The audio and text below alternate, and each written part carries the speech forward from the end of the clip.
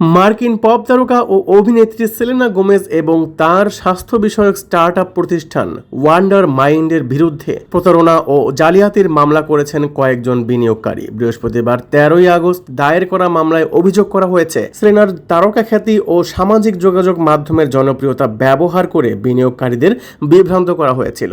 মামলার নথি অনুযায়ী 2021 সালে যাত্রা শুরু করা ওয়ান্ডার মাইন্ডের সেলেনা ছিলেন সহ-প্রতিষ্ঠাতা এবং প্রধান বিপণন কর্মকর্তা। 5 বিনিয়োগকারী দাবি করেছেন, প্রতিষ্ঠানটির ভবিষ্যৎ সাফল্যের আশায় তারা প্রায় $12 লক্ষ বিনিয়োগ করেছিলেন, কিন্তু প্রতিষ্ঠানটি আর্থিক সংকটে পড়লেও তাদের তা জানানো হয়নি।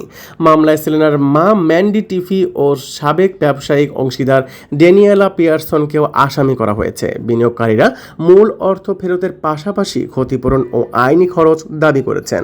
তবে এসব অভিযোগের সত্যতা এখনও আদালতে প্রমাণিত হয়নি। বিনোদন ডেস্ক, বাংলাদেশ নিউজ টুডে।